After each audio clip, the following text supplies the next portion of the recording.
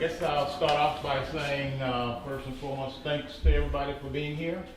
I know that you came to hear a really great presentation, and I expect it to be like my grandson says. He's 6 years old, but he uses this terminology, ultimate awesome. You know, so, and that's because I've seen some of Pat's work. I know some of the things that he's done, and we have to go back a couple of years. And a couple of years ago, he actually did a similar sort of thing. One of the key things is for people who are new to real estate investing. It's a situation where you really sort of start to build up knowledge and information, and this is one of the key ways that I know I learned in the past. Okay, so and that is to listen to other folks and see what other folks have done, and that's one of the uniqueness of being involved with a real estate investment association. I'm not going to take up a lot of time, but wanted to make sure I say thank you for being here, and of course, where's Pat? He's hiding around the corner there, I guess. But Pat is one of those guys that basically helps us to be successful. This is a not-for-profit organization, so people like Pat and Beth, and we have like 4 other individuals that are subgroup leaders. Well, those individuals, they just understand how real estate investing works, and the reason why they do is because they've done it for so long. They've experienced almost anything you can think of. Okay, and so whenever I'm talking, I always make sure that I thank those individuals, because this organization wouldn't work. Okay, you wouldn't be able to come to some function like this. I've had the opportunity to go to a lot of places across the United States and able to see how other REIAs work. So hopefully, if you're not a member, you'll consider being one. We're going to be here, and then we got to go to another session, another site actually, instead of session, another site, and at that other site we'll go through and see some other work that Pat's done. So again, thank you for being here. We really appreciate you showing up. Anyone got any questions? Pat, anything I missed? No. Okay. Nope. That was good. So. All right. Well, thank you for coming out this morning. We have a relatively small group, so if there's any questions at all, make sure you ask them. All right. I didn't rehearse a script. I didn't rehearse anything. I'm just gonna roll it out and tell you what we did, how we got there, the costs, and so forth. Okay. First, a little bit about me. In high school, I wanted to be a truck driver or a police officer, one of the two. Don't know why. I had no family that was in either profession. I didn't do really well in school at all. Never took the SATs, played sports, and by the time I hit college or tried to go to college, I got a little frustrated because it was difficult. I can only get accepted to community college, and even when I went to Finger Lakes Community College, I failed those entrance tests for English and math, and my friends were laughing at me, you dummy, okay, like what guys do. So it hit a spot that I was like 18 years old, and I had to take a remedial class the first semester of college to kind of get up to speed. And so I was the only one to graduate out of my group in those 2 years at the 2-year school, so I laughed at them because they never made it in 2 years. And then I went on to SUNY Brockport. I took criminal justice and decided that the truck driver route really wasn't for me. I wanted to be a police officer, and that took several years to get in. And I was a Monroe County Sheriff Deputy on the west side for about 21 years. So I retired about 7 years ago, but during that time, during the last 20 years, I was doing real estate. So I was doing property management, and that's my main thing is property management. Beth is with me. Beth runs my company. She's my admin, and she pretty much has the whole show for me. Tells me where to go, where to be, what to do, and I take care of it.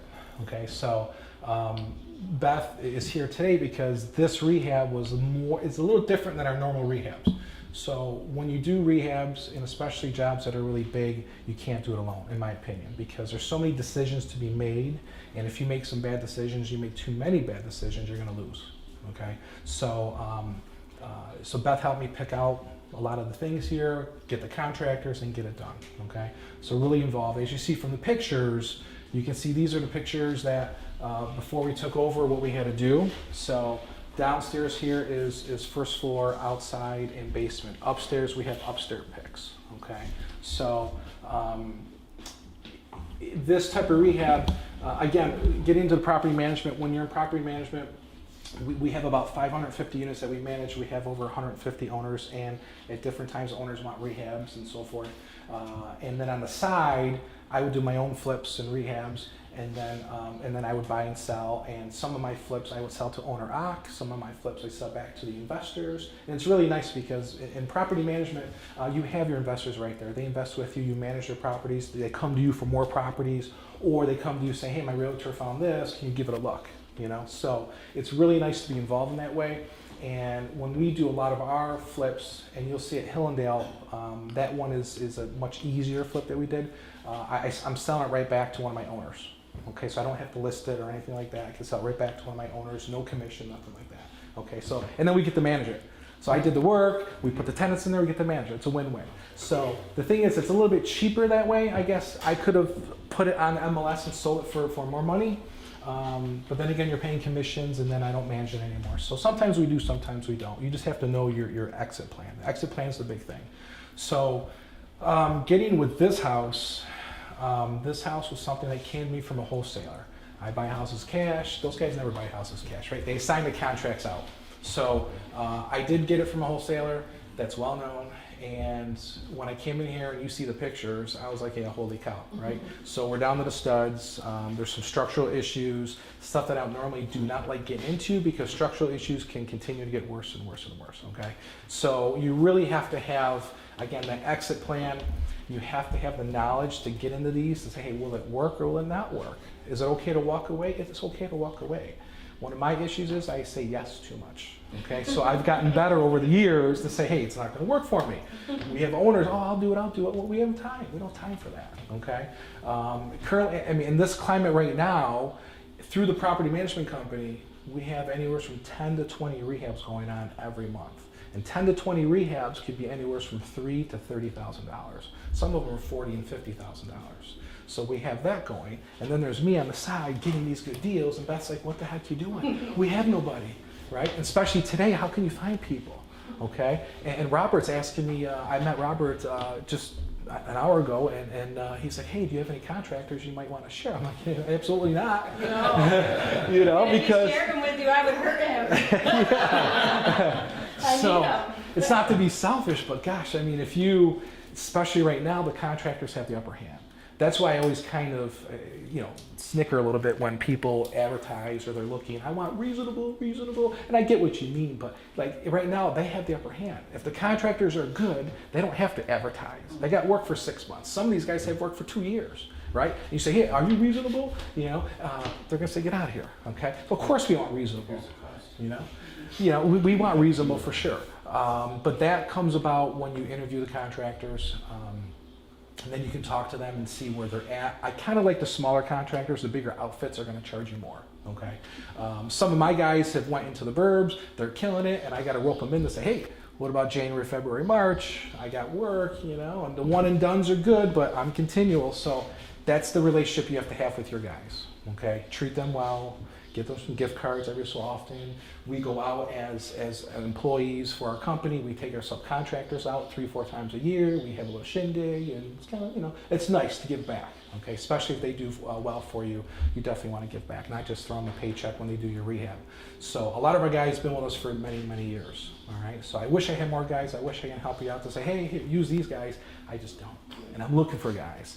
So we have rehabs that have been sitting for like 6 weeks. We've been paid to do it. And again, we have to wait. It's in line to get done.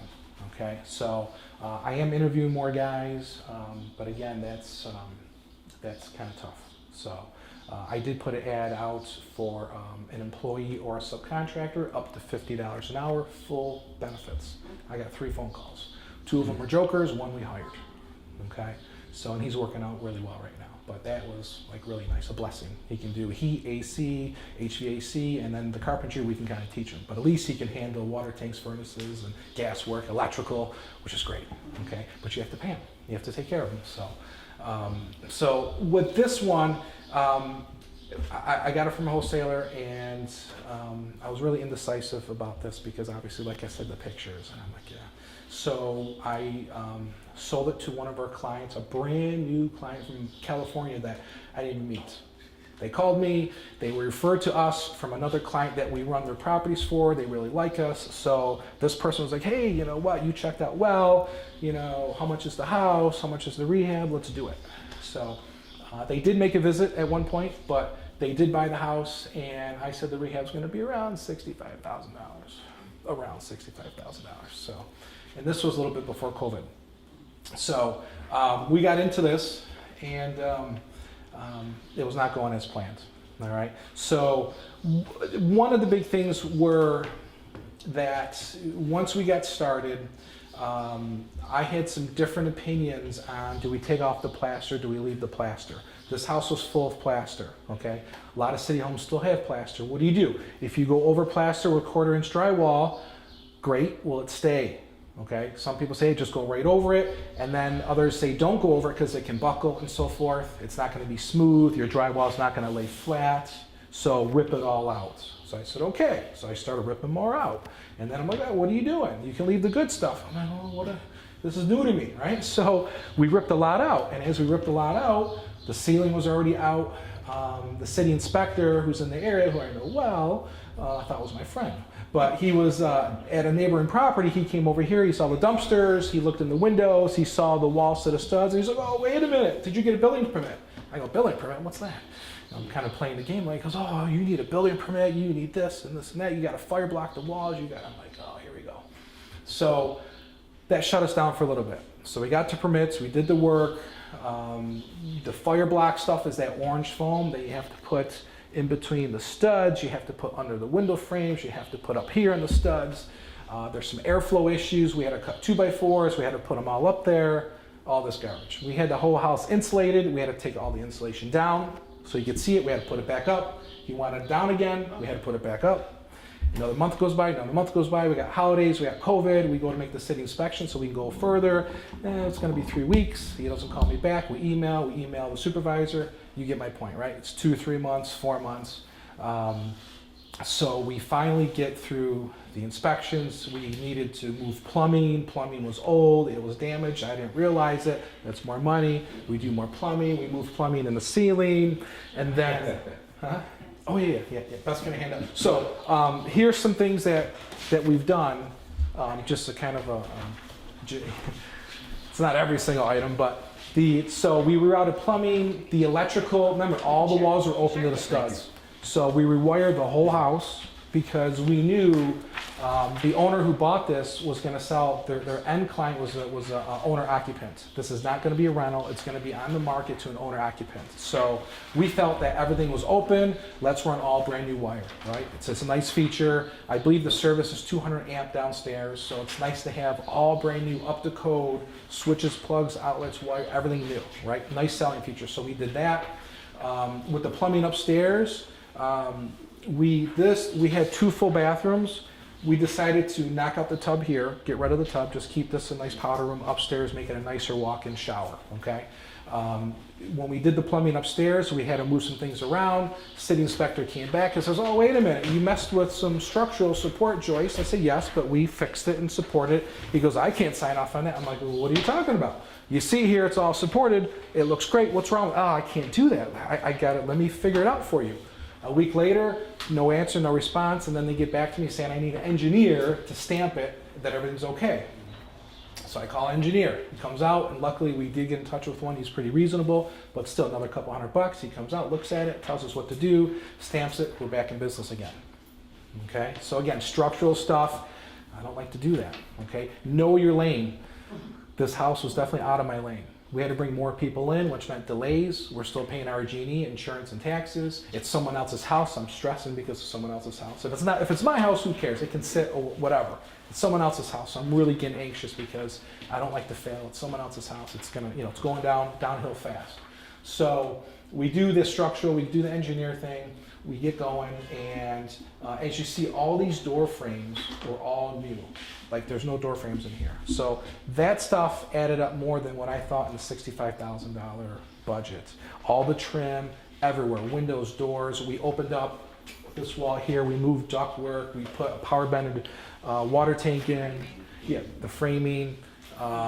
We got rid of the chimney, we bypassed that with the 90+ furnace, power bended gas water tank. Again, nice upgrade.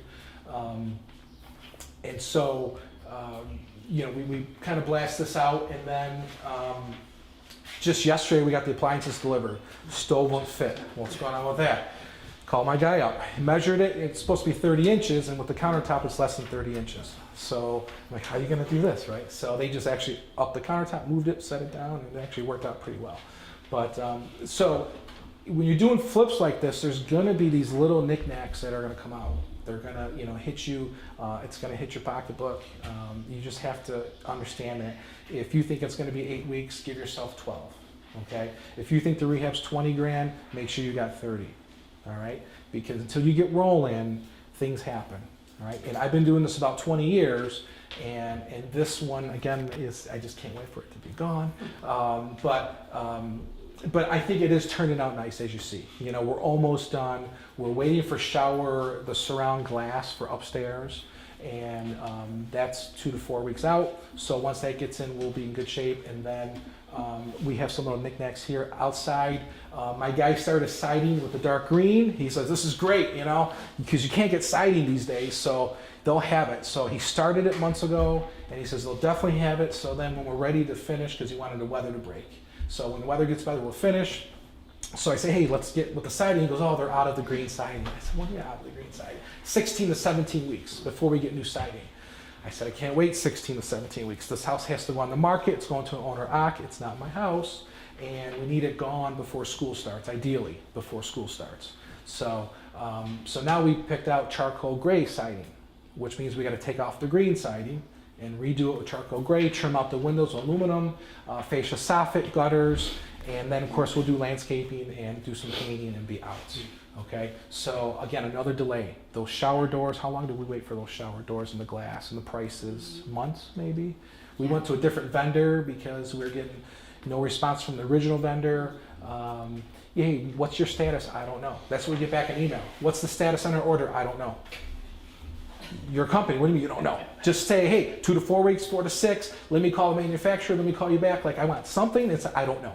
Okay, so I don't know. So we switched vendors, and we finally got a good response, and then I believe we offered them some high-end liquor, and a true story, and we're first on the list now when that comes. So that's worth an extra $100, okay? It's worth an extra $100. So once that comes, we'll be looking good, and then again, we'll hit the siding and the outside. We're over the $65,000 budget, way over the $65,000 budget. Anyone want to shoot a number at me, what they think this house, when it's all said and done, will cost? 80? Anybody else? I wish it was 80, I tell you that. What? I wish it was 90. Here's 100. I wish it was 100. Now, COVID prices too, right? So we got COVID prices, we have labor prices, because if I'm good, I can raise my price. Even though I know the guys, but still, it is what it is. I got the house for 40. I turned it for 15. This is assessed at that. It's probably assessed. Probably low in the 80s or 90s. Yeah. Because it's been vacant. I got it for 40, and I learned it's been vacant for almost 20 years. Really? Now, it was in the family. Apparently, Grandpa was in a home. Grandpa finally passed. The family finally got to it, and it was full. I think it was a plumber because it was full of like a bunch of plumbing stuff. Right. But in the family for 20 years, it finally came to us. A wholesaler had it for cheaper than 40. Comes to me at 40. Even at 40, like this, I'm like, oh my gosh. He's like, the area is great, the area. I'm like, yeah, I'm usually not in this area. And I know you can run comps. Again, have your networking. We call some realtors that we do business with. Yes, I'm a broker as well, but I'm not selling these houses to MLS. I don't have time for that. You know, I had to get my broker's license to be legal with the property management, but I don't have time for that. So I called others in the area who sell homes. They told me what we could sell it for. So that's not too hard, okay?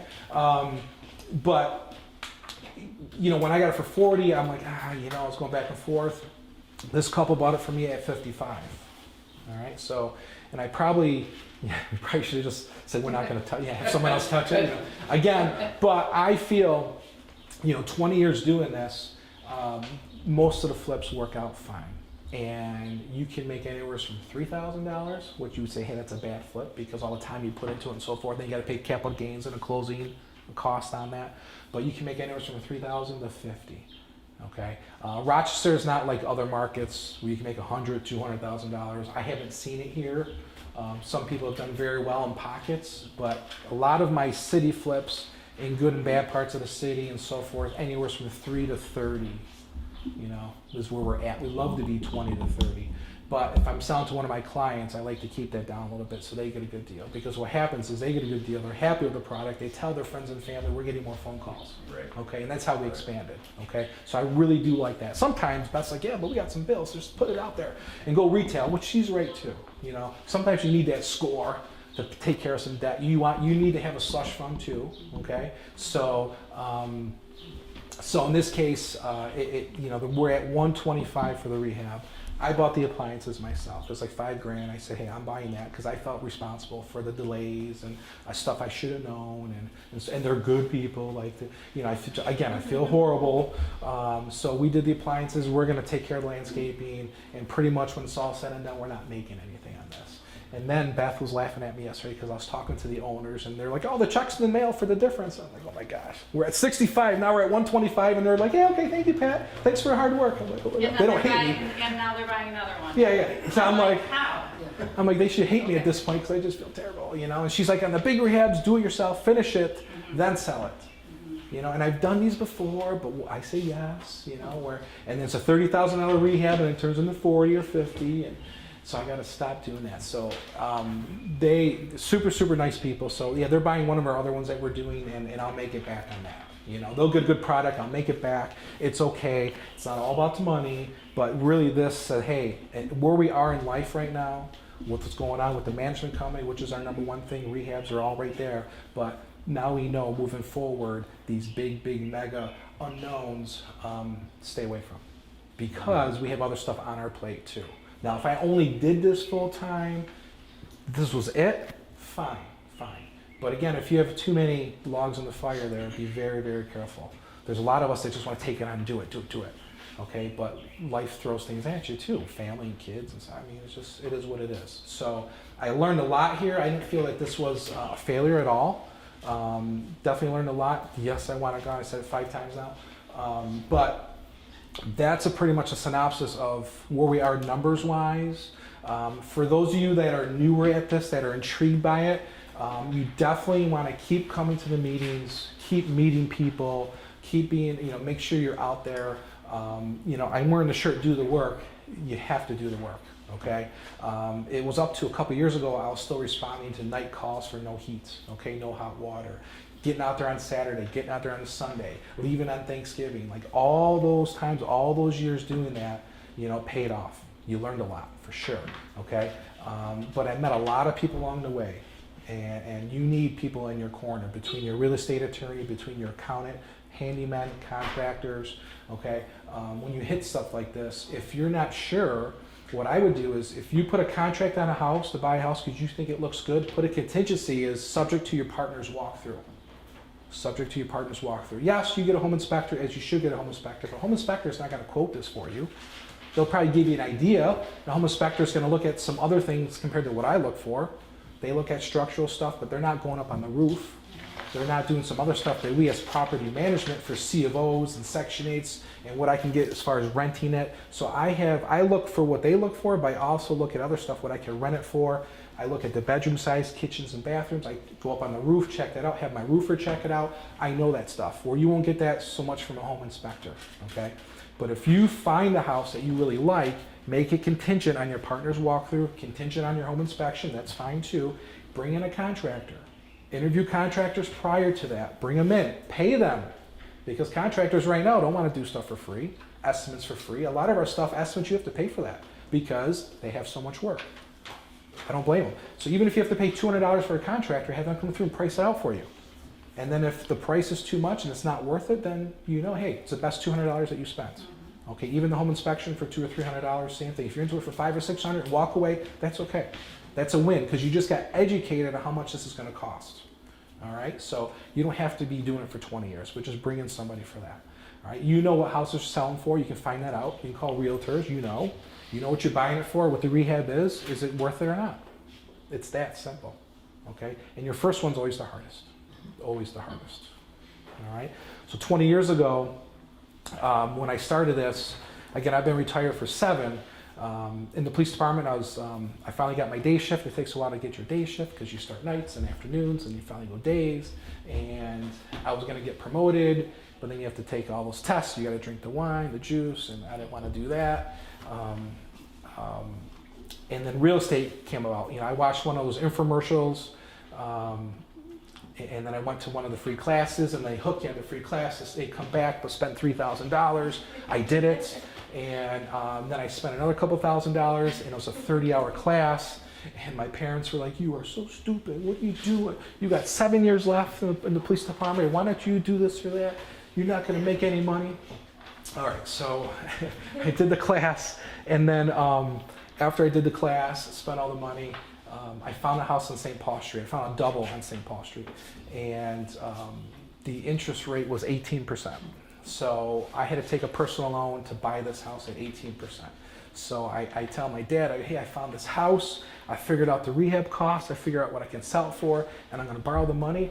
And then as soon as he found out 18%, he's like, "Man, you are so stupid." I said, not getting any support here, right? But I'm like, "Yeah, but it's only for 3 months, 4 months, right? I get the money, I fix it, and then I'll cash it out with the bank and then pay it back." So basically how that worked was I borrowed the money from ESL 18%. And then myself and a few friends did the rehab. And then we got the house up in price. Basically, we just raised the value by doing the rehab, and we went to the bank to do a cash out mortgage. Okay, the house did not have a mortgage on it. I did personal money, a personal loan. So the bank came in and says, "We'll give you 80% of the appraised value." They gave me 80% of the appraised value. I paid off the $50,000 ESL loan, and I put tenants in there. I had a new mortgage. I made $250 a month additional compared to the mortgage, and I pocketed $15,000. Okay, so I went back to my dad and said, "I just made $15,000. That's tax-free, right? Because it's a loan. Tax-free, I don't have to report it, and that's what got me hooked." So when I had 7 years of being a W-2 employee, I'm like, "Hey, I'm going to finish the 7 years. I'm out of here," right? And then it went from that single double to now we have over 500 units, 550 units. I've flipped over 100 units. I've done thousands of rehabs. I've owned 20 units at a time, singles, doubles, and I'm just kind of going through things, selling them and keeping them and selling them. I find it to be a lot of fun, okay? And that house on St. Paul Street, we manage it. So I sold it. I've owned it for a few years. In the early 2000s, I sold it to one of our clients, and he had the same tenants for like 12 years, 13 years. And then he had some turnover. He did very well on that, and now I'm buying it back from him 20 years later for $45,000. So I'm getting this house for $45,000. My rehab's going to be $20,000, and I got someone that wants it for $95,000. So I think that's a pretty good score. And the reason is it's got a brand new tear-off roof from 18 years ago. Shingles are not lifting, they look perfect, and house is completely sided. I can't get over enough how important it is if you see a house that's completely sided. Siding is very expensive these days. When you talk about lead paint and paint issues and C of O stuff, if it's sided, you're in great shape. Okay, so that house is completely sided. It's got vinyl windows, and it needs $20,000 on the inside. I'm going to make it nice, get good rents, and I got California people again that are all over that. So that's how I like things to be done. But it's kind of funny how stuff comes back around, and it does come back around. So again, it's on relationships, it's on networking. You can bring people in, pay for that. Pay for that. It's okay to pay for that. Same with my accountant. I just talked to my accountant the other day on a 1031 exchange. I'm sure he's going to bill me. Bill me. I hope so. I'm glad I got you. I'm glad you talked to me. Okay, so I will stop right there. But as far as this, any questions on what I talked about? How to find the deal, right? You come to REIA, you talk to wholesalers, stuff that's listed. You can go on the internet. It's LoopNet, word of mouth. If wholesalers know you're looking, definitely get on their list, talk to them. And when wholesalers call me, they call me quite a bit. Sometimes I say no for sure. And then other times, for example, I got a house for $6,500 from a wholesaler, and just recently got this for $6,500, and it needed a lot of rehab too. Not as bad as this, but it needed a lot of rehab. So this wholesaler and I were pretty tight. So I called up another friend of mine who's also tight with this wholesaler. Now, mind you, he wanted $10,000 for the house. Started at $10,000, and I'm like, this house is the worst. Look at this, and I just beat it up. I said, this is so he agreed on $6,500. So he's like, okay, $6,500. So he makes a couple grand because he had it for $4,500. So I get it for $6,500. And then again, that's like, hey, it's $40,000 rehab is what it needs. Again, we don't have time for this. So I called up a mutual friend of ours, and I said, hey, you want to come look at this house? I got it for $17,000. And I knew this guy loves these homes because his rehabs are a third of mine. Like when he rehabs the house, we go in there, we're like, this house hasn't been touched, like this, and he sells them, and he makes 20, 30 grand on it. Like the worst rehabber ever. I love having a beer with him, but the worst rehabber ever. His guys, I'm like, where'd you find these guys? They're like $10 an hour, and I'm like, oh my god. So you look at some of the work, and people, he gets a C of O. We're like, how do you get a C of O? And out-of-state buyers come in because the price looks good. What the rents are, the price looks good, and then a couple of those we've been involved because the new owner calls us to manage it. And I'm like, is this his property? We look at it, and I call him. He goes, what, Pat? What? They got a home inspection. I'm like, okay. So we've dealt with a lot on the management side. But I called him up. I said, hey, look at this house. I said, I want 17 for it. If it works, great. If it don't, it don't. So he looked it over. He said, yeah, it works perfect. Okay, it's for 17. I said, okay, great. Well, I kept quiet because the guy bought it from, again, all three of us know each other. Sure enough, about 2 weeks later, you rat bastard, you saw that house, you drew me down to 65. I'm laughing. Because it's always him getting me, He's getting all these signing fees. Sometimes he makes 5, 10, 20 grand. And really, I don't care how much he makes, as long as it works for me, okay? Another thing is I had another one from that same wholesaler on Barberry Terrace. So he sells me a house on Barberry. He has the contract for 20 grand. We agree to 30. So I'm all over him. You're making $10,000 on a 20, so I give it to him. So I buy it for 30. Next door, a tenant's hanging out, sitting on her porch. So I go right up to her and say, hey, how you doing? I'm buying this house. So after 10 minutes, she says, my landlord is 95 years old, and he may be selling. And he also owns the one right next door. I said, really? Yeah. So I said, can I have his name and number? Yeah. So they gave me his name and number. I call him up. Sure enough, the guy's like 95 years old. I go, hey, I'm so-and-so. He's like, what? And I'm like, yeah, I'm interested in, he goes, call me back later. Click. Typical like your grandparents. Call me back later. Bam. No, I'm like, okay. So I give him a call back later. He's like, He's a little standoffish because, of course, he doesn't know me. So I say, listen, I'm buying the one next to you, and I would love to look at your two houses. I said they need work, but that's okay with me. They were built in 1990. Rare for the city to have two 1990 houses built, okay? So we get to talking, I go over his house, and as soon as I go over his house, he showed me pictures of his wife, his kids, and all. I knew I was in, right? So I'm looking at all the pictures and everything. We sit down. He's a little bit hard of hearing. He's an engineer. He still works. The guy's sharp as a whip, does everything, email, internet, 95 years old.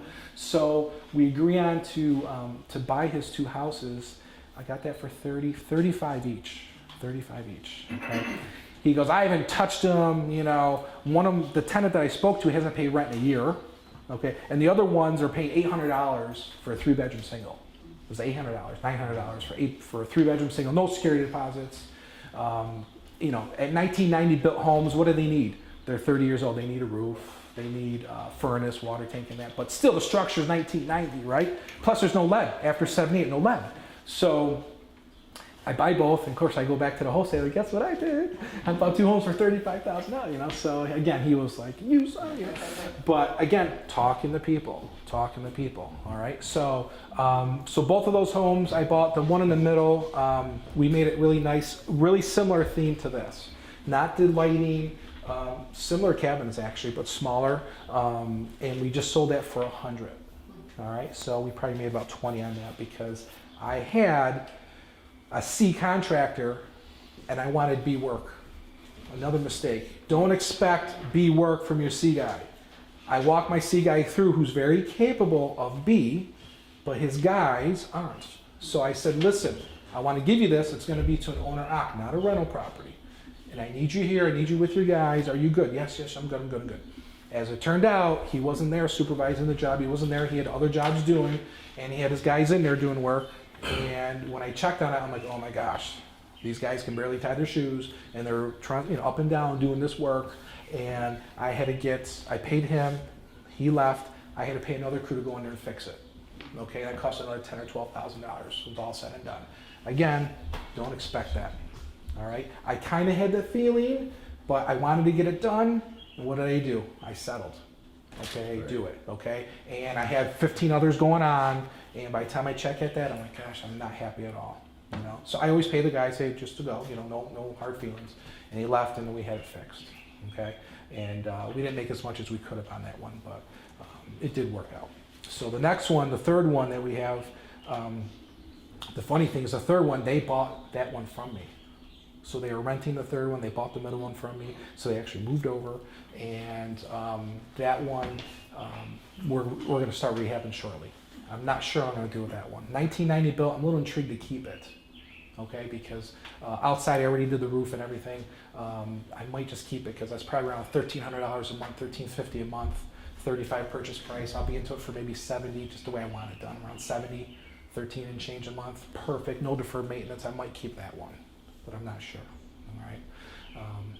A lot of things just happen. Even when I come into neighborhoods that we just get a house, I'll talk to some neighbors. Hey, here's my card, and I can tell if they're a homeowner or not. And then after we get talking for a little while, are you ever interested in selling? Sometimes yes, and we've bought homes that way. Sometimes not. Sometimes they get a call back in 6 months or a year. All right, so, but getting back to this, as far as material-wise, I pretty much use 2 different colors of paint. I use like the off gray, this is the repose gray, but I let my painters decide what they want to use, okay? They tell me what they like, because if it covers in 1 coat or 2 coats compared to 2 or 3 coats, you're saving money, right? You want it to cover. So you don't want to, really go cheap on the materials. It's water resistant. It's got the padding underneath. It's the plank. You have to have a saw to cut it, okay? It's thicker than some of the other vinyl flooring. I don't use linoleum because linoleum for rentals will get scratched up and holes in it. How do you fix it? And then it gets bubbly because it's not set in right. I don't like linoleum, all right? It is cheaper for sure. So if you're gonna flip something in a rental and you want cheap, fine, that's fine, okay? But just know your end market and game. I like the LifeProof flooring. I use this in some of my C homes and D plus homes. Pat, you're nuts, I know, but I just don't wanna go back. This is harder to scratch. It is nicer. I like one and done things. I don't want to come back in 5 years and redo it. And sometimes it's a learning experience for me too, right? Because if I use the wrong material and it doesn't hold up, then I know, don't use it anymore, okay? So LifeProof I use here. I'll always spray paint my vents, shot back out all the vents because instead of getting your ducts clean, you always get a bunch of debris and all the duct work. So we shove those hoses in there, clean them out nice, spray paint all the vents. Sometimes it's hard to find those vents. Flooring, there's many different colors in this. This is a sterling oak. You can use the Allure flooring. The Allure flooring is much thinner. It looks the same, much thinner, and it's cheaper, okay? And you use a blade to cut it. So you can lay it down much faster, much cheaper. It looks nice, but obviously it's not as thick and durable as this, okay? And Allure flooring is water resistant as well, if you lay it down the right way. And you have to roll it too, because sometimes that will come up. So on any peel and stick floors that you do, this is not peel and stick, but any peel and stick, they do look nice. But if you do rehabs in the wintertime and you like to keep your heat down to 50 because it's vacant, you can't with the peel and stick floors. It will come up. So in my experience, keep your heat at 65 when you lay down the peel and stick floors in the wintertime so it stays. Okay, it's a nice finish. All right. As far as the quarter round and some of the other lower end flips, I'll just put the floor to the trim. I won't quarter round it. Okay, I'll put it nice and tight to the trim to save money on quarter round. Something like this, owner-occ, higher end, we're looking to get 210 to 230 for this when it's all said and done. That's what the comps show. That's why we had to go higher end on the bathrooms and so forth, in the kitchen. So again, you have to know your area, know your end product. That's why obviously we did some touches here. And these floors were horrible, which I didn't know. We had to raise them up, and they're still not level. They're still a mess. There's gaps and stuff. If you really look through this, I can pick apart all sorts of stuff. How far do you go? Right? So I should have put AC in here, but we're double the budget. So we're gonna see how it goes. But the way they're selling, and as long as we can do the outside really nice, no garage, I can't, in the burbs for 200, you wouldn't pay this. I don't know. But it's a hot market here, and I think it'll go. Based on the recent sales, it should go. I always do the gooseneck faucets. Okay, I never do the faucets that come right out. I don't buy the plastic faucets, even my really rougher homes, because if I do a plastic faucet or the cheapies, I'm going to be back to fixing them. Okay. Same with toilets. Toilets with flappers, I try to stay away from those. As a rental, a hold rental, you're going to be back fixing them. It seems like the flappers break, you have more issues. So try to get the toilets without the flappers. Okay. Less maintenance in the long term. I'm always looking at less maintenance. All our lighting that we're using is LED, but all these ceiling lights and so forth on my holds, I get the LED lights. $25,000 was. In the back here, there's a closet that wasn't even here. So we had to move some walls, frame it out, put a closet there. Again, I talked about the shower here, and the first floor was this. Okay, this was the bathroom on the first floor here. These pictures. The blue. Oh, okay, yeah. So right here was what we have downstairs in the bathroom, okay? And we just thought that bathroom was very tight, and we didn't need 2 full bathrooms. It's a 3-bedroom house, not a 5. So we felt if we could open up this bathroom, remove the tub and the walls and so forth, this would be a nice big bathroom with plenty of storage here. Okay, we did the rolly door, which you thought the cutesy thing now, the rolly thing. The thing is, you can't sit on the toilet unless the door's open. Rolling door. Yeah, the cutesy thing. Upstairs bathroom, we moved the wall 10 inches. Because to have the upstairs vanity, we wanted the Cadillac shower and the toilet. Those 10 inches made a big difference. Again, another $1,500 to $2,000 to move that wall 10 inches. Is it going to be worth it in the long run? Yes. In the long run, yes, it will be worth it. The closet up there in the hallway, we made custom. It wasn't like that. And obviously, there's 2 bedrooms up, 1 bedroom down. So that, we never thought we were going to move the wall. Never had any idea to do that. But once we got going into it, we're like, what do we do now? So that's why it goes back to square one, saying I should have kept this myself to do that. Because if you get the person who owns the home, that things can go south quick between the relationship. They may think you're trying to pull one on them. They may think you're trying to do unnecessary stuff, all this stuff, especially for an out-of-town person. They're gonna, so you have to know your client, you have to know the relationship. With that, I don't partner with anybody. On any of these holds, family, my brother's an HVAC guy, he's in here all the time, but he's got a different philosophy than I do on long-term stuff, short-term stuff, and I just don't want a problem, I'll be happy to help him, he helps me, I'll consult, help him, but we will not partner with money and own something together. To me, it just gets rid of a problem before it happens. Okay, so be very careful on that. Some of the bigger apartments and so forth and bigger stuff, I know people that have partners and they're like, I want to buy him out, he wants to buy me out, it creates some issues. Another good friend of mine's been partners for years with her friend, and now it's causing problems. And then how do you go about that? It makes everybody uncomfortable. Okay, so I have no problem helping, consulting. Venues like this I love to do because, again, what was I couldn't get into any colleges. I had no background. It took me a while to get into the police thing, and that was a guaranteed paycheck. It's hard to get fired unless you really screw up. And nowadays it's different, right? Everything's video. And so I'm glad I got out. It was good and fun. And then what was I going to do afterwards? I didn't want to wear the uniform, be security, be at the War Memorial. I just didn't want to do that. So this, after taking that class, got me going. And that's all I live for, 7 days a week. So sometimes she's like, you gotta shut it off, Okay, but I got this deal, we don't have time for this deal. So it does. Once you make a couple scores, and Tony and I, it's compared to me working a W-2 and getting taxed, I like to collect here, and then after all your deductions, you get taxed, okay? Now I'm buying a 17 unit in Ohio, which I couldn't find anything that made sense here for some reason. It's 3 hours and 15 minutes, so tomorrow I'm going there for the final walkthrough, and just much easier over there. It's different, it's fun. people are people, so that hasn't changed. But as far as the deal, it doesn't matter how big the deal is, and this is a much bigger one, and I've lost sleep a little bit, but it's just a couple more zeros, right? And really what it means is, as long as the money coming in is more than going out, it's good. But I had to inspect really good. I had to do all the due diligence. I have to have a slush fund. It's a bigger mortgage that I'm not used to, so that it's natural for everybody.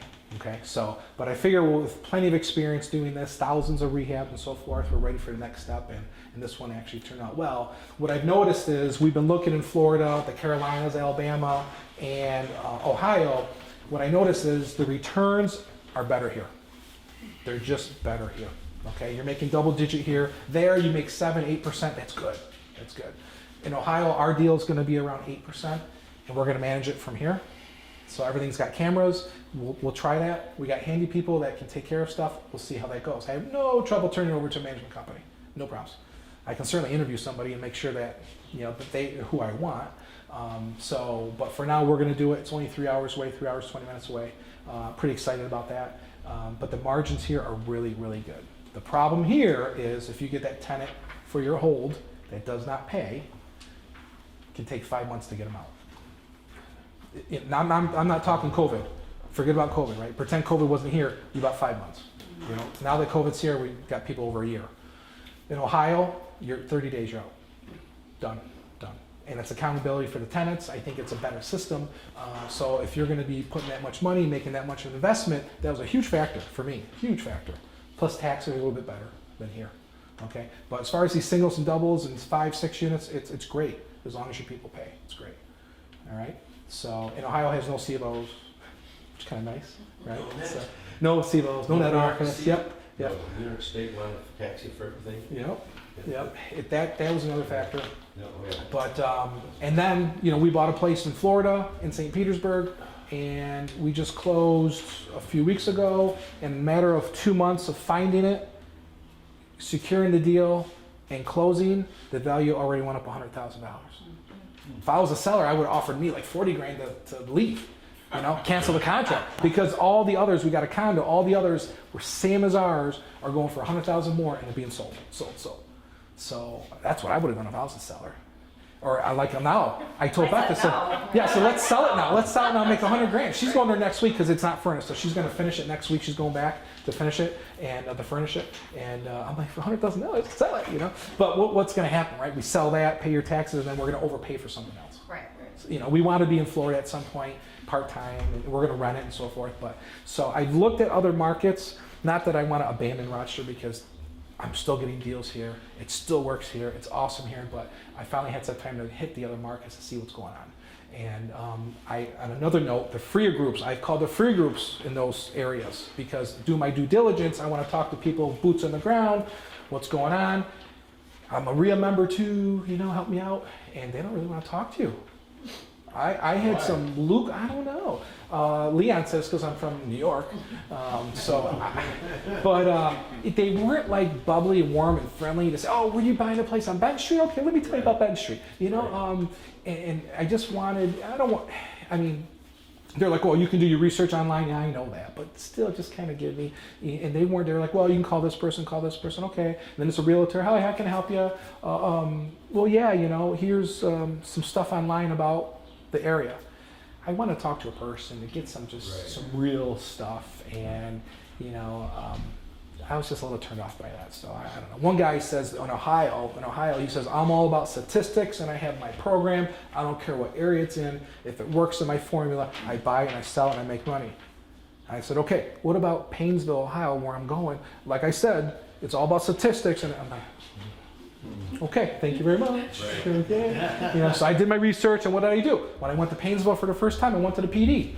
I go to PD, hey, how you doing? Of course, I show my retired, hey, I'm retired, right. Okay. He said, come talk to me. So they were telling me all about it. How many police calls do we get here? Are you guys here a lot? Do you know the area? Oh, no, it's not so bad. No, we're not. No, I'm not. As soon as they say I'm not familiar with that address, I'm like, that's good. Right. Okay? Right? So you want to hit these other places to give you some idea. We're spending over $1 million. I'm like, I want to make sure this is okay, because I could get sunk quick. And so at least it worked out well. The area was nice where it is. Online was, it said so-so, and that's typical sometimes with reviews and so forth. You can't believe everything that's on there. Even Zillow will give different values of homes, and like, they're way off. Because out-of-towners will say, oh, Pat, I can make 90 grand for my Avenue D home. I go, what? I go, what year are you talking about, 2050, 2070? It's not Park Ave. No, well, Zillow says it's Zillow. It's not, you know, I don't know what radius they want out of, but you're not going to get 90 grand for Avenue D. So, unless if you're, like east of Culver, want that nice part there, that's different. I mean, weird how you have Culver, east of that, you're $100,000 more than just a half mile west of that. Rosewood and all those, Vermont, all those streets, what a difference. Rosewood Terrace, it's like unbelievable, only in Rochester, okay? So, know your area, talk to some people, but is there any questions with how this works? It can be easy. If you're new, bring a contractor, pay them. But there's always going to be some unknowns. And if you're going to get into this, don't get into something like this. Hillendale is much better. When we go there, real cute house, but much easier. I think you also have to know who your buyer is. Like, we knew we were going to do this And the market. owner occupied, so you knew that it had to be higher end than renters. So if you look at the before pictures, I don't think a lot of people have gone in the basement, but it's like a dungeon. You don't want someone to put laundry hookups in the basement. You just don't. So the little room off the kitchen, stackable washer and dryer can go in there. So you got to think a little bit ahead. If you look at those pictures, where the kitchen window is now, there used to be a door to the backyard. So there were 2 doors in the kitchen. So when we're trying to put in a nice kitchen, it's like, why are there 2 doors here? So, you know, you kind of have to think outside the box. And it's hard for you to do it alone. That's why you have to have some people with you. And like this door frame was like half the size. It was this skinny little door. So to make it bigger, we had to move, like there's a heat vent right here on this side of the wall. We had to move the heat vent over to be able to open it up. Same thing with the doorway where Leon's standing when you walk into the living room.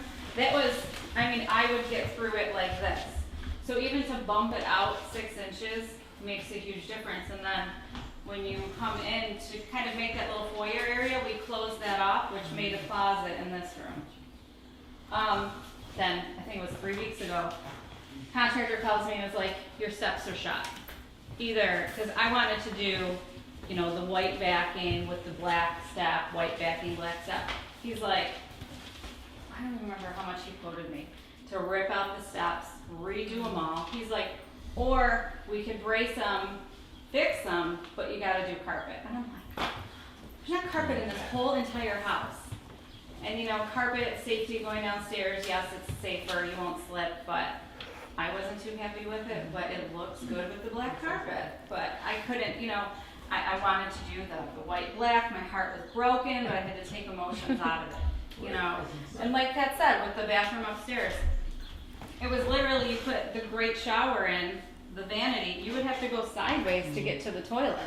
So just moving it 10 inches, it really didn't make a huge difference in the bedroom size, even though I thought it would. You know, you really have to make sure that you know what your buyer is going to want. If it's a rental, we could have done the behind the scenes stuff, cosmetic, let it be. But Yeah, even in rentals, on our rentals that we have, because that's our main bread and butter, the rentals, I never just have all carpet or all flooring, you know, all hardwood or, you know, this stuff here. So the vinyl. I always carpet the bedrooms. For my C and C plus areas, no padding. You staple it down, make it really nice. If it lasts 4 years, I'm good. Happy about that, okay? And it's just a transition because to me, a lot of people don't want just all wood everywhere. Some people do, but I like having that low transition. Obviously, first floor, bless you. First floor, you don't want carpet on first floor in the main traffic areas. Again, long-term buy, hold, or hold. We're managing or we hold them. So once the carpet's shot, which doesn't take too long, we'll put this in there. Bedrooms, even first floor bedrooms, I'll put carpet in. The Viking tapestry is about $100 a room, and your guy can put in an hour, okay? Again, if it lasts 4 years and there's juicy juice stains and so forth, so what? Rip it up, put another one in, okay? Refinishing hardwood floors, I don't really do that because I refinish it years ago, it's gorgeous, and then what happens 6 months or a year and a half later? It's getting scratched up, ripped up, torn up. But if you're selling to an owner-occ and they're there and you can refinish them, great, great. For an owner-occ, it's not going to be a rental, that's fine to do that. All right. But I do love the vinyl flooring. There's a lot of different colors. There's different expenses, low maintenance. But usually bedrooms, 9 times out of 10, I'm always carpeting the bedrooms. Hallways, it depends. Stairs, it all depends. Okay. I stop using padding, save money, don't need it. But that's my rule of thumb. Appliances, for my rentals, I always provide the appliances and no guarantee they're gonna work. I shouldn't say that. When people move in, they work. As far as them breaking down, no guarantee I'll fix them. 9 times out of 10, of course I'll fix them. Unless someone damages them and so forth, we'll fix them. Usually it's something minor. I always buy new. Used ones, you save a couple $100s, but they're 10, 12 years old. For a couple $100, get the new ones, okay? My tenants have new ones. Compared to my tenants coming in, and they can't get through the door frame, so they throw it through, and then your door frames are all messed up. And then they scratch your flooring. And then when they move out and say they don't like you, sometimes that happens, then they take their appliances out. That's why I like to have my appliances in there, okay? I know there's different rules of thought, that's fine. Some landlords have been doing it longer than me. They never supply appliances. I'm not here to tell you to do it, or to do what I do. I'm just telling you that's what I do. We feel we get when a tenant comes in and there's appliances and they're newer, they like that. So it opens it up to a greater pool of potential tenants because there's appliances. And some of these tenants, I mean, we're in some really challenging areas and they don't have the means to bring appliances in, or they get their appliances from the Salvation Army. Roaches, bed bugs, and so forth, okay? I mean, these people are just starting over. I can't blame them, but I'd rather have them here for the expense. I account the expense in the rehab and the make-ready quote to my owners. My owners are like, I'm not gonna pay $1,200 for appliances. I give them the spiel, and then they're like, okay? So, even bedrooms, I just did a rehab quote for somebody on Arbutus Street. There's no ceiling lights in the bedrooms. Well, they can use lamps. I go, do you wanna use lamps? Well, what? It's a decent area. We can get more money. It's a one-time fix. I can market it to more people. I mean, why do you want to plug in lamps? Hopefully the switch works, the outlet, so put in ceiling lights. And then all your outlets are all yellow and blue and brown. What's wrong with that?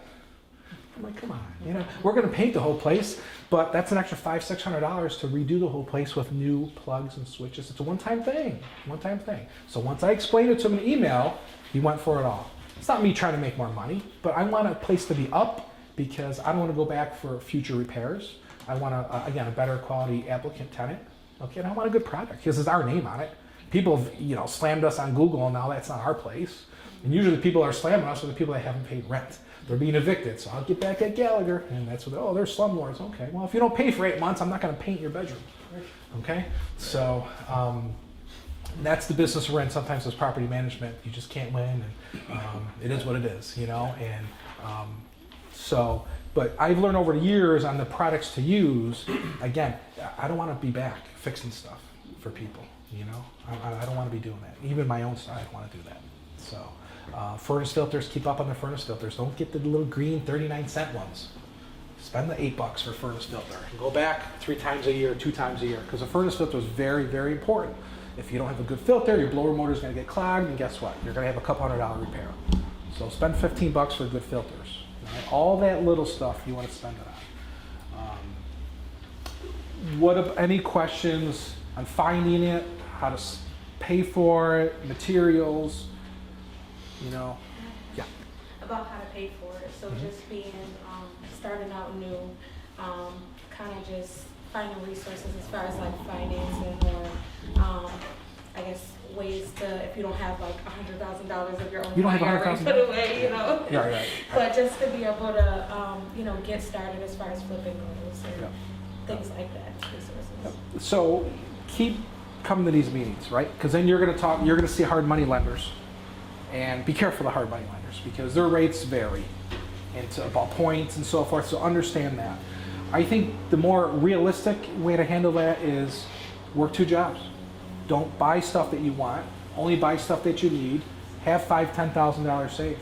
And it might take a couple years, and you might not have to go on a vacation. You might not be able to get a new car or whatever it is. But once you have that 5 or 10 grand, and if you want to go to a money person, they might be more willing to help you. Okay? Because you're not asking for funding for the whole thing. I bought homes on credit cards. I put stuff on credit cards. No interest for a year or 2. Now transfer it. And that's not great for your credit, but just to get started, you got to do what you got to do. Try a personal loan at the bank, but get your credit up though. Credit is huge. Credit is big. So But that's what I realistically is, oh, you know, no money, no money, no money. You need money, okay? I mean, you gotta wrap it up. So you definitely, oh yeah. You definitely need that, but that's what I would suggest to do, okay, to get started. All right? Any other questions at all? I'm sorry, I can ramble sometimes, so. Okay. So I think we're gonna lock up, and then we'll go to Hillendale. Hillendale is tricky. It's a one-way street. There's hardly any parking. Is a double, 2 bedrooms down, 2 bedrooms up. We ran this for several years for one of our owners, and one of our owners finally had a turnover upstairs, and he was interested in selling. So when he came in town, he's from out of town, he came in town, we walked through, I gave him a rehab quote, and it was really after that rehab quote, he's like, you know what, I had a 20-year run, and out of 20 years, he's had 7 months of vacancy.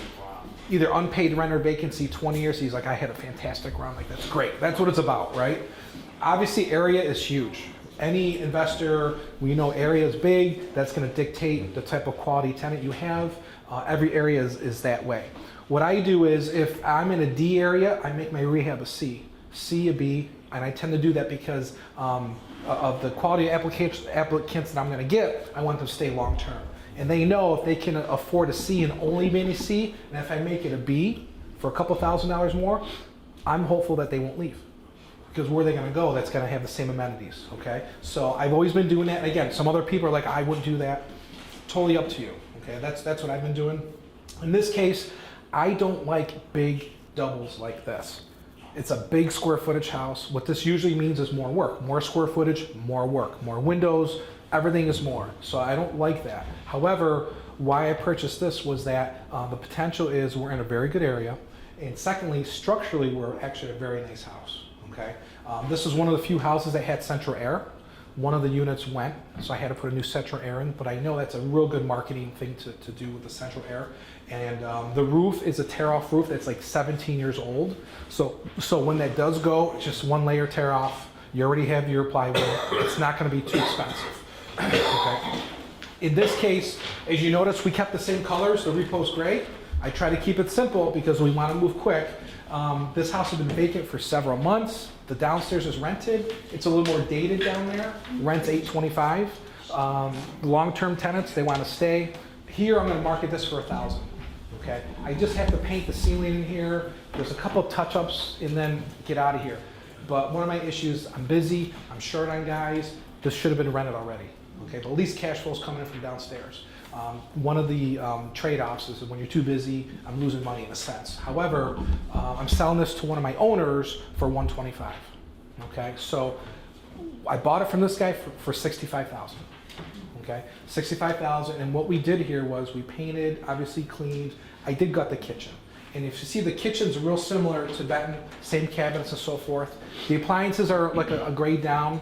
The reason why we did quartz countertops here on Hillendale was because Benton Street we used the same. So when the company cut the top, it made it easier to do both. We saved money by having both. So that's why we put the quartz countertops in here. We updated the lighting. The bathroom, we didn't want to tear out the tub. I know it's a great tub, but again, this is a long-term hold rental. We made it more functional. I think we updated it. The bedrooms are nothing special. We just buffed and polyed the floors. I wish they were shinier, but we did buff and poly them, and I'm gonna keep these for now, okay? Yes, I have went over with the life proof over this, but I didn't think these floors were bad enough for that. I didn't think it was worth it at this point. You know, wait for them to get worse over time before we do something like that. Same with the bedrooms. I put 2 new furnaces in because they're the giant old ones that work forever, but they're just not efficient. And we put a new garage roof on as well, okay? And I use one of the garage bays for my storage. The tenant downstairs has the other one. So when I look at this whole purchase, it came to me from an owner of ours. Again, that's another benefit of a property management company. They want to sell quick, no realtors, no inspections, bank appraisals, all that stuff. That's a nice thing. We can come in and buy it rather easily.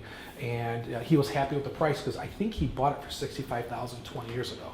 So when he looked at all his income, it was like a no-brainer, okay? So, and we put into this, same thing, we got the anyone want to guess what we put into it? Now, again, paint, clean, We painted some windows. You got garage roof. Garage all roof. the framing, new garage doors. Yeah, we framed the garage. The garage was kind of a little crooked, so we framed that. 2 new furnaces, a new AC. The basement will go down there, but the basement had a bunch of rooms in there that over the years gets mold and stuff on the wood, so we took all that out and we painted the walls. I had a plumbing issue where underground in the basement, a lot of times now I won't dig up basement floors. I used to, but now I'll just cut it before it goes into the floor, and then I'll run it along the basement walls into the stack. Okay, much cheaper using PVC. You're not digging up the floor. It's per code. The city doesn't give you any problems with it, and it's fairly inexpensive. It takes care of the problem. Okay, let the clog be. Just cut it and run it and go. That's what we did downstairs here. You'll see that. This one I'm going to market for $1,000 a month. Downstairs is $825. She should be much higher, but it's not upgraded like this. I normally put new windows in all the time. I'm a window person. I don't like the lead issues, but these have been stained and so forth. We did paint inside the tracks on the windows, and the buyer is a big client of ours, so I told her everything. I told her about the roof being 17, 18 years old. I told her about the floors, the windows. I'm gonna get the C of O. Rents, again, around $1,000 here, $825, and for $125. You know, it made sense for her, and I think so. You know, I think structurally we're good, okay? The house is sided, which again is a big plus, having the siding. I generally do not like big homes, unless they're 4-bedroom. I'm fine with that. But 2-bedroom. But again, because of where we are, I weighed it out as far as the general condition, and this is a nice long-term hold. And plus, we've managed it for years, so we know the clientele. You know, we've been really fortunate. People have been really good. Okay, so any issues on how to find them? Finding them, yes. The realtors are great. Realtors come across some good deals. Realtors will help you. They'll help you with areas. Definitely get with some good realtors for sure. You do have the off-market stuff as well. You do have the internet, and together you should be able to find something. As far as what costs, things are different. Like I was off on costs with COVID. And so you want to make sure you're with a contractor or two, have them come check the houses out with you. And then you have to monitor the work to make sure it gets done. Okay? And know your rents. You know, I've had people call me, hey, well, what can I rent this for, whatever. Fine, do that. You know, get to know the rents. And it's not too difficult after that. But if there's any part of the game that you're not good in, don't do it. Okay? I know some people that are terrible with applicants, they're terrible with background checks, they farm that out. Do that. Don't try to run it yourself. I have limitations when it comes to the computer. I have limitations on some decorating stuff because I just make it all white.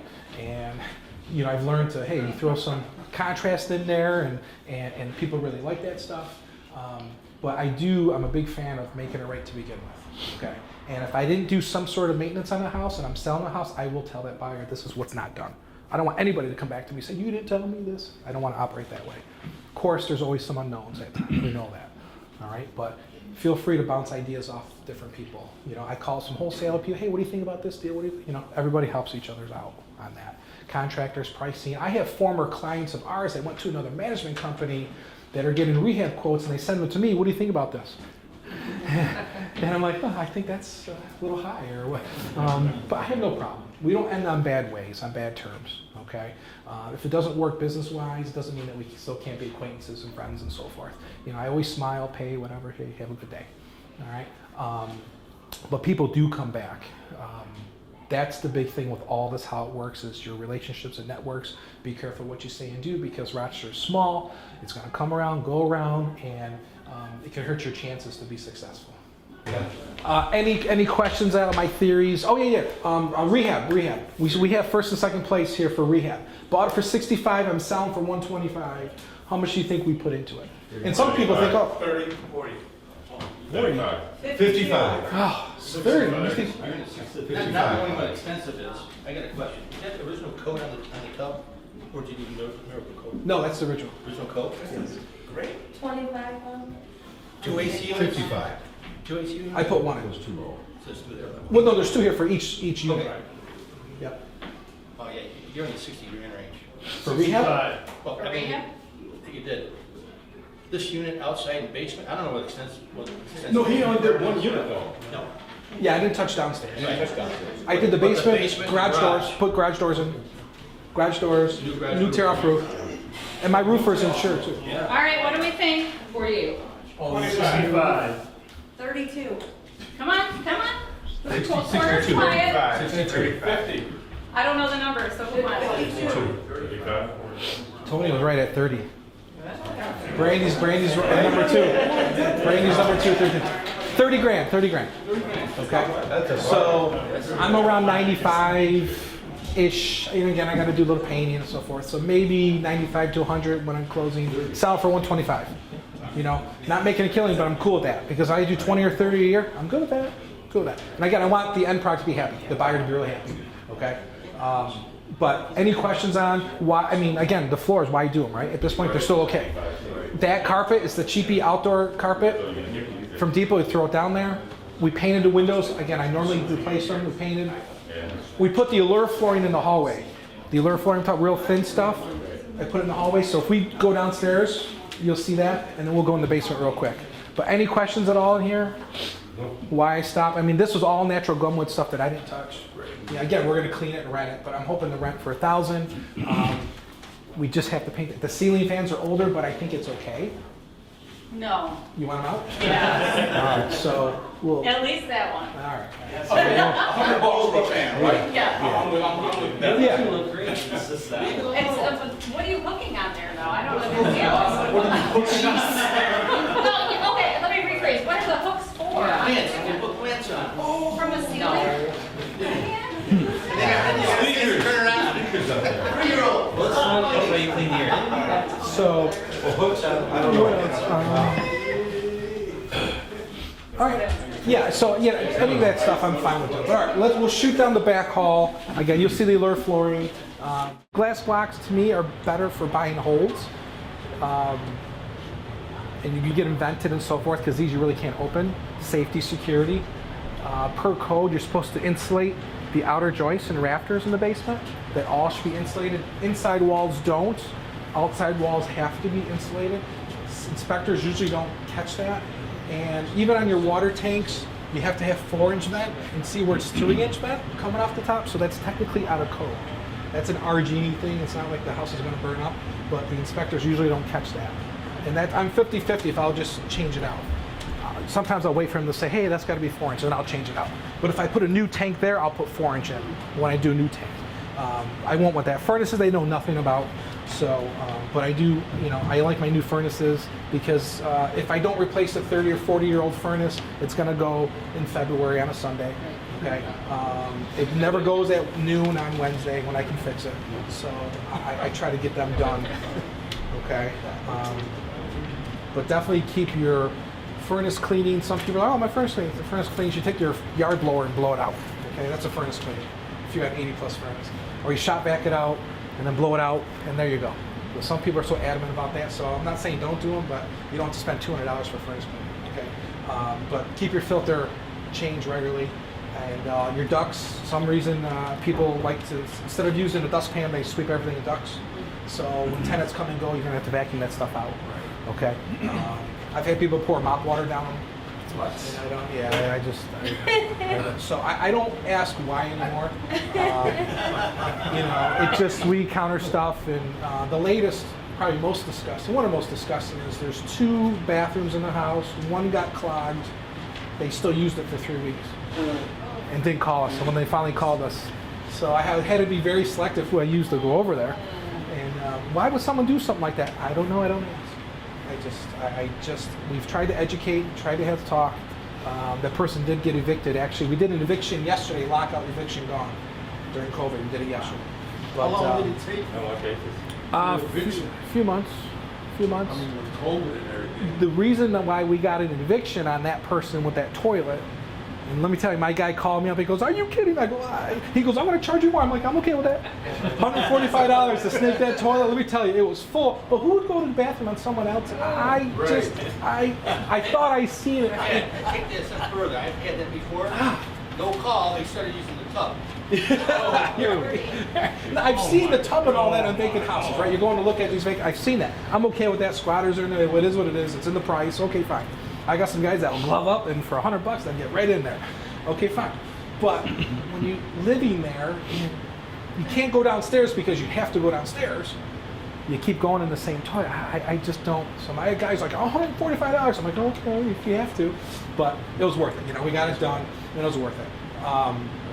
So you do see some weird stuff, and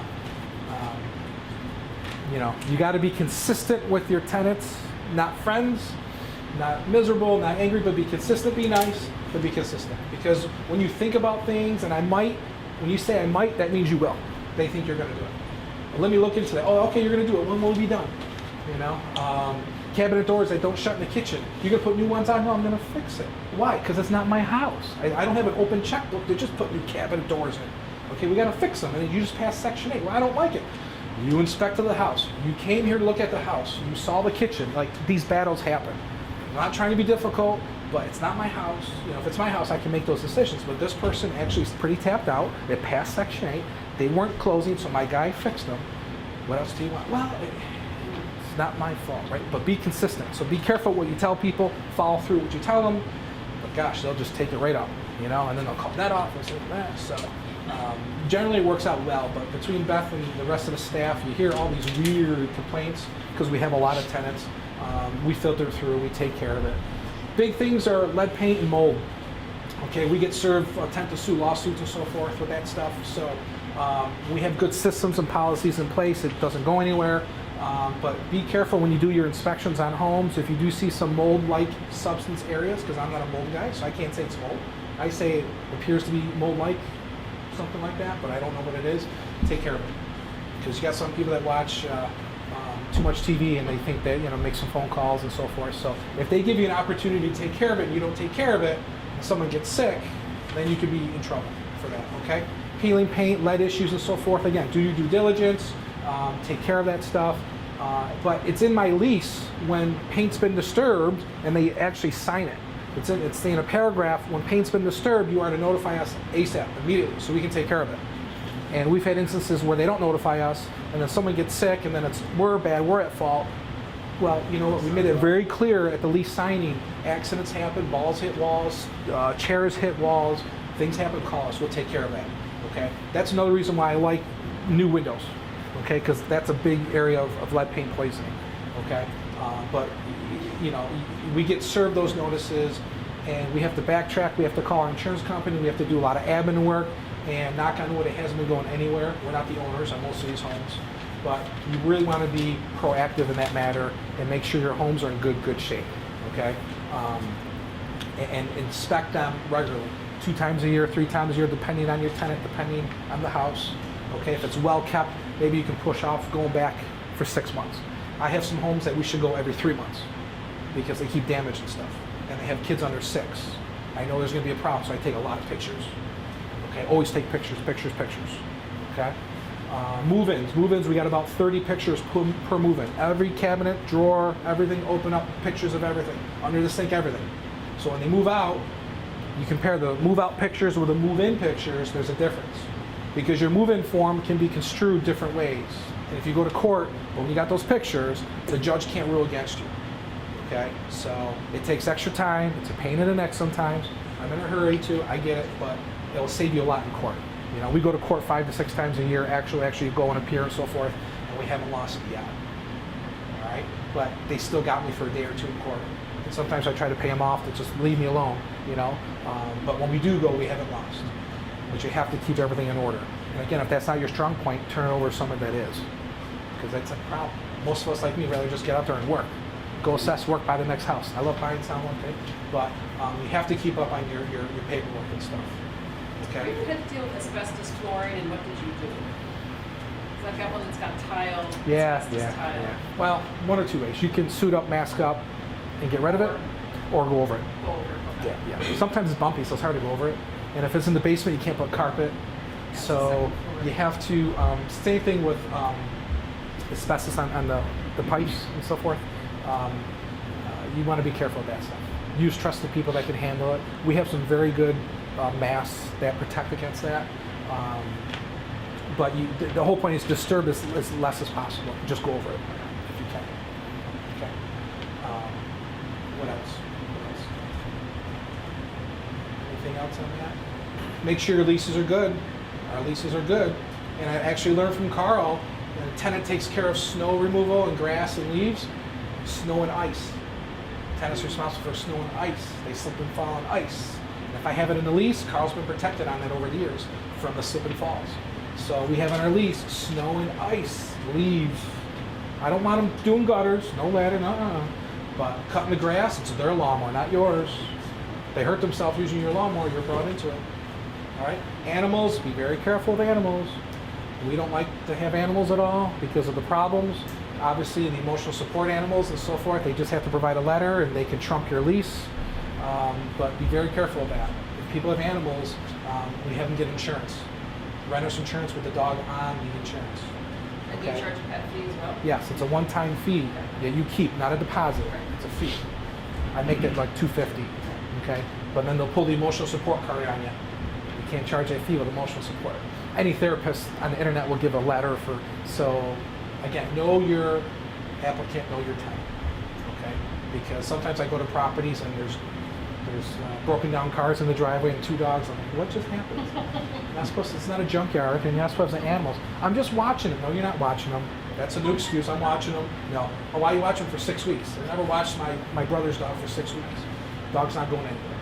So all those little things make a difference and hurt our cash flow. Okay? But definitely pictures. And keep coming to meetings and talking to people, because when you have those struggles and those frustrations, we'll help you out on that. Okay? And have good insurance. Have good insurance. And as far as your contractor guys, most of them don't have proper insurance. They'll say they don't need it. That's not true. Technically, they don't need it, but if they get hurt on the property that you sent them to, that property's insurance will probably be involved, as you will as well. Okay? And do they need insurance? No, they don't, but that's what's going to happen. So, just be careful on that. If you're trying out guys and they're no insurance, but you're trying them out, just don't have them do any heights, is my opinion. Okay? Get to know them well, get them going, then tell them, hey, you really got to get your workers' comp and liability. Okay? Really important. So, and then they're going to ask for more money for work, no problem, right? Because they have to pay more for insurance, no problem. But you want to make sure you're covered. I've been through that route. I've had subcontractors get hurt. I'll never come after you, Pat. I'm in court 3 months later. Okay? And I went to the court where he had such a bad injury that they looked at our assets at GPM. And thankfully I had it pretty covered, pretty guarded, where we're a pass-through company, where GPM doesn't own any assets. I rent my office space and I have employees. My vehicles are in a different LLC name. So we're actually at the table, on the mic, all the sides there, talking about what we own, because they went above and beyond insurance. And because of that, it didn't go anywhere. Insurance paid everything. My comp rate went up 300%, almost put us out of business. And the moral is I learned quite a bit from that. Okay, just from one injury. He was at my house for Thanksgiving a year before, and then he's wearing a GPM shirt and a wheelchair. I'm like, you don't need a wheelchair. Then why are you wearing a GPM shirt? You're a subcontractor. I mean, just the game was played. The total game. He found one of our shirts before. He was an employee. He stopped because he couldn't get up and be at work by 9 o'clock. So I said, why don't you be a subcontractor? You know, get up when you want, work when you want. And he did. And then all of a sudden he's wearing this GPM shirt to court in a wheelchair. And I'm like, are you kidding me? Okay. But he got a substantial award. And again, nobody else wants to touch you, right? If you just paid out a ton of money and your insurance drops, you try to get insurance somewhere else. Nobody wants you, you know? So we had to stick with the same company, paid the 300% increase. And that was like almost 2 full-time people just to pay that one insurance bill, when we have other insurances to pay. So be very, very careful when it comes to your guys. Scrutinize who's at your properties, okay? Just be very, very careful. But yes, we do have to roll the dice a little bit with a new guy. They don't have insurance. So because of that, just make sure what they do has low risk of getting hurt, okay? So, because we can't do all the work ourselves. If we do all the work ourselves, we're not going to grow. If I'm here nonstop, I miss opportunities. I can't grow. I have no problem farming it out. All right, so we're after 12. We can definitely go out the back door. I have no problem with any questions. I do have some, like I said, some paper there if you're interested. If not, that's fine. Hopefully I'll see you guys at the next in-person meetings that we have coming up. Carl, do you have anything? A wealth of knowledge, or do you have anything I missed? What's your take on whole harmless agreements? You can sign home harmless agreements with your contractor, stating obviously you're harmless, they're not going to hold you liable, but if it goes through the court process, that's going to get struck out. Correct. because New York state law, basically I learned that my subcontractor who told me he had insurance, he fell off a roof, and he says, I got insurance, okay. I learned through New York state, it's indefensible, meaning he could have jumped off that roof and we still got to pay. And the fact that he lied to me about the insurance, that's fine, that's okay. I should have requested a paperwork, I should have ran and checked it, and which they're right. And now all our subcontractors, Beth is on a website, every month they send their notifications about who's valid, who's not. Automatically every month she gets it. Okay, now if they produce a forged or fraudulent insurance, you're not responsible for that. That's what I've been told from my lawyer. If it's fraudulent and so forth with a valid date on it, you should be okay, should. But New York State is so for the victim. Okay, in Texas you're off the roof, hey, it sucks to be you. In Texas, it's too bad. You know, maybe you should have had harnesses on or something, you know? So in my case, my guy was throwing off shingles off the roof in bags, and you can return shingles. And when you throw shingles off a roof, they explode on the ground. Like totally stupid. Plus he had a conveyor belt there. But it was more fun to go, ooh, which I get, it's kind of fun, but because it's my stuff that I bought. So he's throwing it off the roof, and the bag had tar in it. So when he threw it off, it took him a little bit, and he fell. You know, so real serious injury. You know, he's okay now, but I think he's got like disability for life, that partial disability. So really significant, but again, you know, we learned quite a bit on that. So just be very careful. But yeah, do the hold harmless, because I think they kind of maybe tell the contractor, hey, I got no avenue to come after you. So in that respect, it's probably good to do. But if it's a deterrent, and yes, it's yes, an agreement. Like you said, you can still sue. right, right. In a double like this, who's responsible for snow and grass? Landlord is. Well, no. It's still the tenants. So we used to snowplow all our doubles, but we checked into it for code, and code says that we don't have to take care of it unless it's a 3-family and up. So the tenants are on their own. If they want to use the driveway, they do it. Now, if I get a snowstorm, I'll send my guy over. Like, it's a big storm, properties that we run and so forth, I'll do courtesy 1 or 2 times. But if you do that too much, and they slip and fall, well, you are taking care of the snow and ice, aren't you? Because you're snow plowing. Well, I got the lease that says it's not. So you want to be careful. I used to give salt. Everybody's complimentary. I do a huge bag of salt. And if they need a shovel, I do a shovel too. And then the attorney says, well, then you're kind of negating that clause about snow and ice because you're helping. And if they slip and fall, you're trying to be nice. Right. So I'm not saying don't ever do that, but you know, but so again, we get a huge storm, I'll hit a couple of these. So which tenant is doing the snow plowing and which tenant has grass? It's up to them.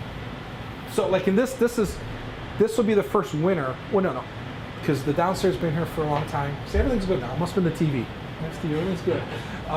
Downstairs been here for 4 years. Upstairs is going to be new. So I'm going to have to talk to both of them to say when it comes to winter time, you guys have to either go in together on a contract because they can use us on a contract and we'll do it.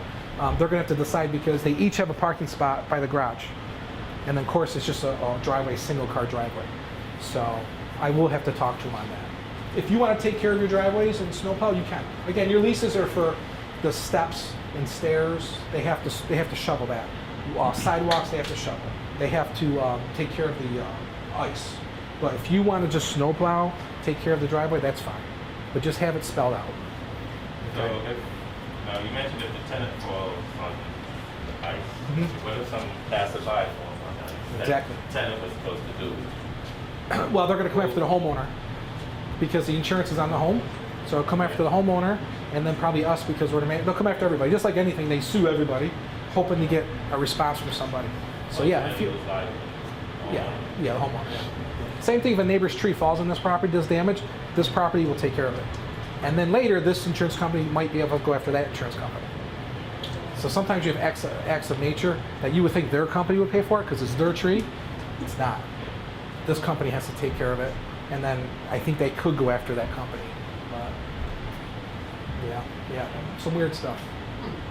We've had trees fall and all these storms and everyone's pointing fingers. And like, I don't know, you know. So we look at surveys. So, good? Okay. Good.